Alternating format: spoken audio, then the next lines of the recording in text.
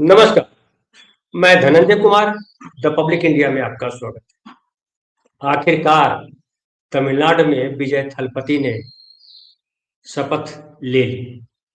वो मुख्यमंत्री बने और नवे मुख्यमंत्री बने हैं तमिलनाडु के। देखिए, लंबा संघर्ष उनको करना पड़ा, चूंकि उनको बहुमत नहीं मिला था और बहुमत नहीं मिला तो राज्यपाल ने कहा कि पहले बहुमत लेकर के आइए। सबसे पहले हालांकि कांग्रेस ने समर्थन दे दिया था, लेकिन वाम दल और बीसी के उन्होंने देर की, लेकिन फाइनली अंत भला तो सब भला, हमारे यहाँ कहावत है, अंत भला तो सब भला। तो फाइनली जो है उनको वीसीके ने भी समर्थन दिया और वाम दल ने भी समर्थन दिया और Indian Union of Muslim league उसने भी समर्थन दे दिया। हालांकि भक्त जो है, क्योंकि वो तो अंधे हैं, दिमाग उनका काम करता नहीं है, वो कह रहा है कि मुस्लिम लीग को साथ ले लिया, ये देखिए। अरे भाई, मुस्लिम लीग इंडियन यूनियन ऑफ मुस्लिम लीग है ना।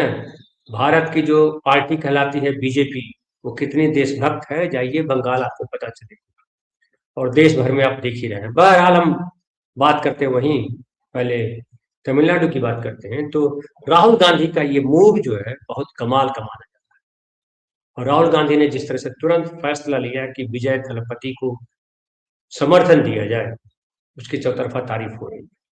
और अब जबकि उनकी सरकार बन गई है विजय की, विजय जो है वो राहुल गांधी के प्रति बेहद आदर का भाव रख रहा है। एक आपको मैं फोटो भी दिखाऊं, देखिए, उनको अंग वस्त्र देकर के सम्मानित भी किया राहुल गांधी को विजय ने, ये देखिए।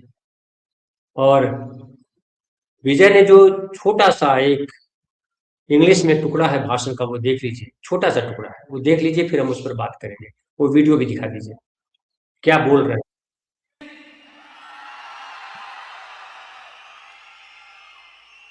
A new era of a real, secular, social justice starts now.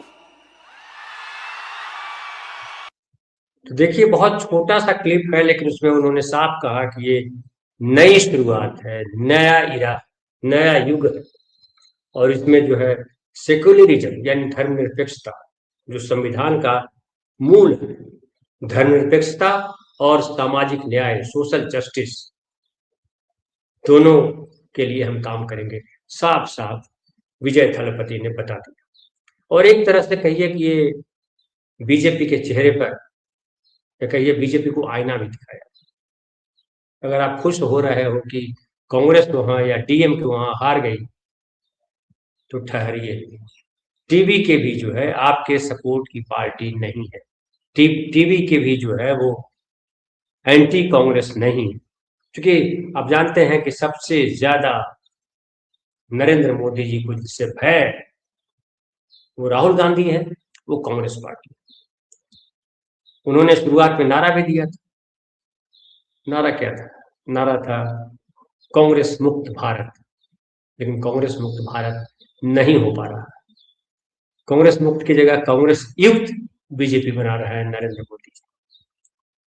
और अभी हम तमिलनाडु में रहते, तो तमिलनाडु में देखिए एंटी बीजेपी सरकार बन गई, कांग्रेस की सपोर्टिव सरकार बन गई, कांग्रेस उसमें शामिल है।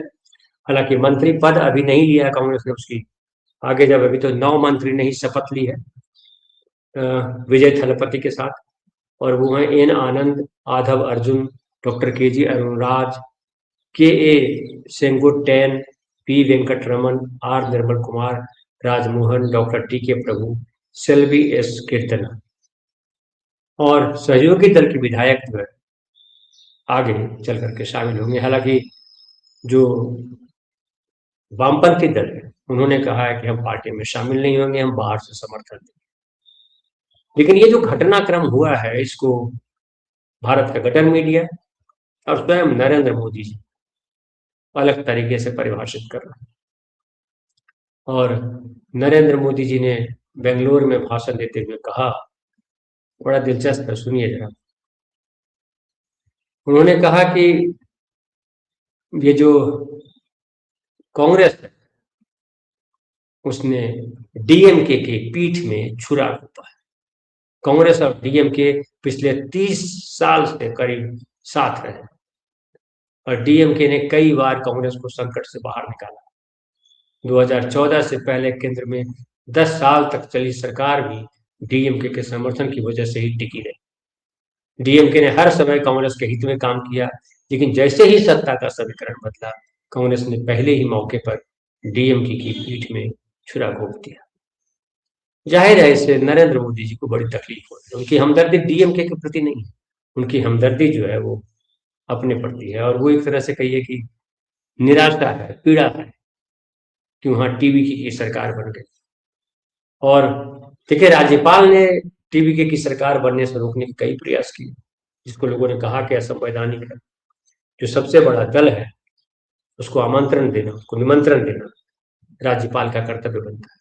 राज्यपाल का कर्तव्य ये नहीं है कि वो जो है, जो बहुमत है उसको टेस्ट करने पड़े कि बहुमत आपके पास है कि नहीं है, बल्कि राज्यपाल का काम है कि जो सबसे बड़ी पार्टी है वो सरकार बनाए। आप सरकार बनाने के बाद बहुमत साबित करने का समय दीजिए। पार्टी साबित करती है, नहीं करती है, नहीं करती तो सरकार गिर जाएगी, करती है तो सरकार बच जाएगी। लेकिन बहुमत लेकर के आइए कहना जो है वो जाहिर है बीजेपी की रणनीति। उसे लग रहा था कि बहुमत साबित नहीं कर पाएंगे विजय थलपति, और फिर जो है राष्ट्रपति शासन लगाएंगे, फिर खेल देखेंगे, लेकिन वैसा हो न सका। कांग्रेस चाल को समझ रही थी, इसलिए कांग्रेस ने पहले ही समर्थन दे दिया, और जो बाकी छोटे छोटे दल थे, वाम दल थे, इवन इंडियन मुस्लिम लीग, जो Indian Union of Muslim league, उसने भी समर्थन दे दिया। आपको पता है कि केरल में Indian Union of Muslim league और कांग्रेस दोनों का गठबंधन यूडीएफ, और बड़ी भारी बहुमत के साथ यूडीएफ की जीत हुई है। तो केरल में भी कांग्रेस की सरकार, अब तमिलनाडु में भी कांग्रेस समर्थित सरकार है। ये बीजेपी के लिए बड़ी परेशानी है, चूंकि बीजेपी तमिलनाडु और केरल दोनों प्रदेशों में कोशिश कर रही थी कि कांग्रेस सत्ता में न आए, कांग्रेस को ताकत न मिले, लेकिन हुआ वही। अब कहा जा रहा है कि इसके बाद आंध्र प्रदेश है, आंध्र प्रदेश में जगन रेड्डी और विजय थलपति के बीच बड़ी अच्छी ट्यूनिंग है, बड़ी अच्छी केमिस्ट्री है, दोस्ती है दोनों के बीच। तो माना जा रहा है कि अब ये जो है एक नया समीकरण आंध्र प्रदेश में भी बनेगा। तो आंध्र प्रदेश में जब नया समीकरण बनेगा तो जाहिर है वो कांग्रेस इसमें साथ होगी। कई लोग कह सकते हैं कि डीएमके अलग हो गई तो कांग्रेस कमजोर हो गई, चूंकि डीएमके ने कहा है कि हम कांग्रेस से अलग या इंडिया गठबंधन से अलग हमें बैठने की जगह दी जाए। लेकिन ये रणनीति, ये राजनीति इसी को कर, डीएमके बीजेपी के साथ जाके खड़ी नहीं हो रही। तो कल वक्त बदलते वक्त के साथ, चूंकि वक्त लगातार बदल रहा है और विजय थलपति के आने को लोग मान रहे हैं कि देश अब चेंज मांग रहा है, देश युवाओं को मांग रहा है, देश जो है अलग तरीके की व्यवस्था चाह है। देखिए, अगर आप बंगाल चलते हैं तो बंगाल में देखिए क्या हुआ। बंगाल में सरकार बन तो गई, बीजेपी की बहुमत आ गया, लेकिन जो मुख्यमंत्री बने वो कौन है? एक जरा पहले स्लाइड दिखा देते हैं, इमेज दिखा देते हैं, फिर इस पर भी बात करेंगे। जरा वो दिखाइए जरा, जिसमें ये देखिए, ये पुराना है, और ये हम वीडियो इसलिए नहीं दिखा रहे हैं कि वीडियो जो है आज तक पे है, कॉपीराइट का इशू है। लेकिन इसमें इस वीडियो में देखिए वो जो कागज का ये है उसमें बताया जा रहा है कि, और बताने वाले कोई और नहीं, अमित शाह ही। अमित शाह उन्होंने कहा कि ये देखिए ममता दीदी के खास शुभेंदु अधिकारी नोट ले रहे हैं, पैसे ले रहे हैं, भ्रष्टाचार कर रहे हैं, और उनके भ्रष्टाचार को लेकर खूब जो है नरेंद्र मोदी से लेकर के अमित शाह जी तक ने प्रचारित किया था और कहा था कि ये देखिए कैसे सरकार, जिस व्यक्ति को भ्रष्ट कहा, भ्रष्टाचार का जो है कि गंगोत्री कहा, वहीं से भ्रष्टाचार निकलता है। भ्रष्टाचार मतलब जो गलत पैसे है उसको वही आदमी कलेक्ट करता है, और उसी आदमी को अमित शाह जी जो है, नरेंद्र मोदी जी हैं, वो मुख्यमंत्री बना रहे हैं।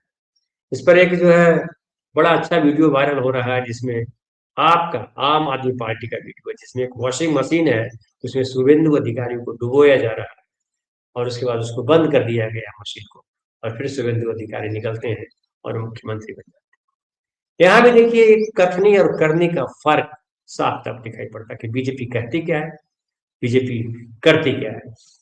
कहाँ तो भ्रष्टाचार के खिलाफ जो है जीरो टॉलरेंस, और जिस व्यक्ति को, कोई और छोड़िए, जिस व्यक्ति को यही दोनों मिलकर नरेंद्र मोदी, अमित शाह ही भ्रष्टाचारी साबित करते हैं, भ्रष्टाचारी बताते हैं, पूरे देश भर में गठर मीडिया भ्रष्टाचारी बताता है, उसी व्यक्ति के फिर चरण पखाड़ते हैं, उसको मुख्यमंत्री बना देते हैं। ये सबसे क्लासिक है बीजेपी के साथ।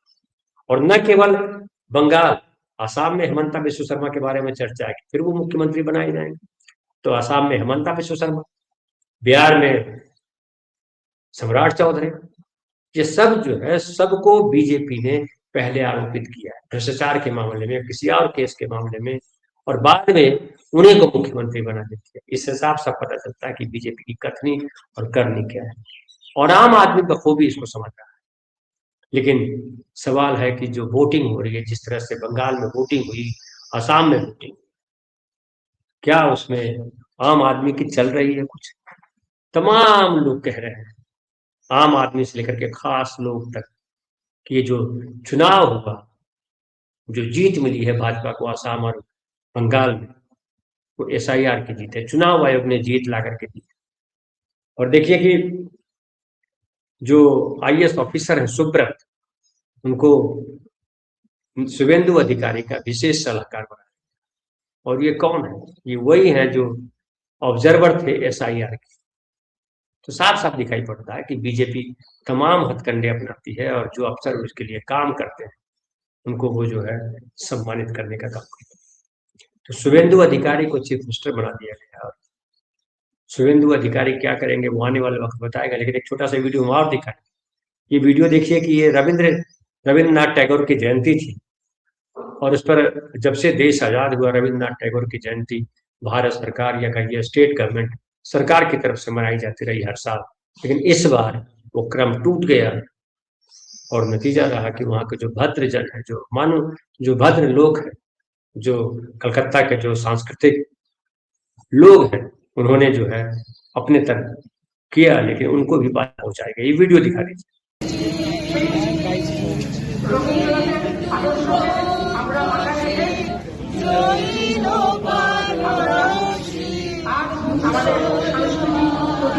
চালাচ্ছি এর বেশি প্রশাসন আমাদের এগোতে দিচ্ছে না, আমরা তাদের সাথে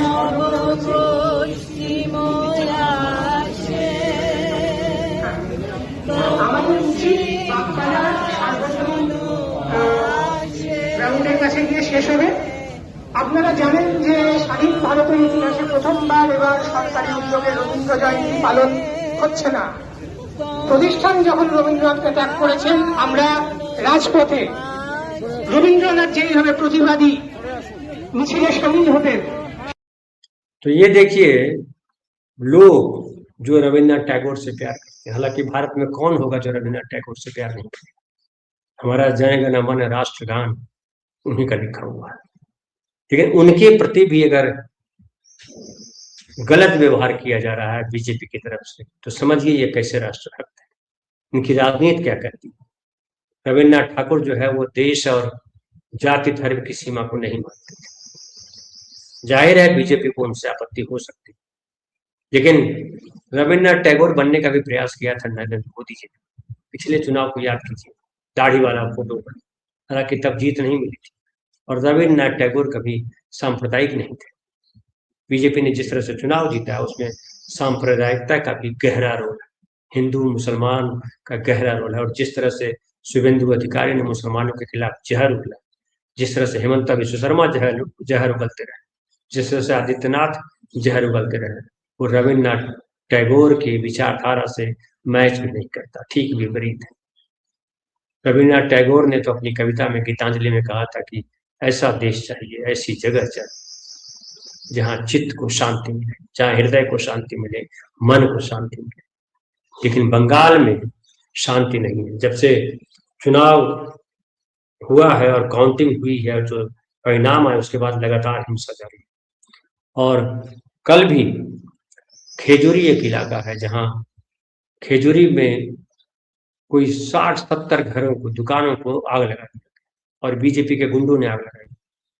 ये महुआ मोइत्रा का पोस्ट है, ट्वीट है, जिसमें उन्होंने लिखा है कि Bengal continues to burn even the day after parivartan is sworn in. BJP goons set ablaze 60 shops belonging to both Hindus and Muslims in Khejuri. Where are 700 companies of central forces now? Mahua Moitra लिख रही है। 60 दुकानों को आग लगा दी गई और ये हिंदू मुसलमान दोनों की दुकान है। और ये कह रही है कि 700 कंपनी जो सेंट्रल फोर्सेस की है वो वही है, कहाँ है? लगातार हिंसा हो रही है। आपको पता है कि शुभेंदु अधिकारी के पीए की भी हिंसा, उनसे मौत हुई है, उनको गोली मारी गई। और न केवल ये पहली बार उनके साथ नहीं हुआ, कहा जा रहा है कि शुभेंदु अधिकारी के 3 से ज्यादा पीए जो है अब तक मारे जा चुके हैं, कुछ संदिग्धावस्था में, कुछ और क्यों मारे जा रहे हैं ये अलग सवाल है, उठाते रहते हैं।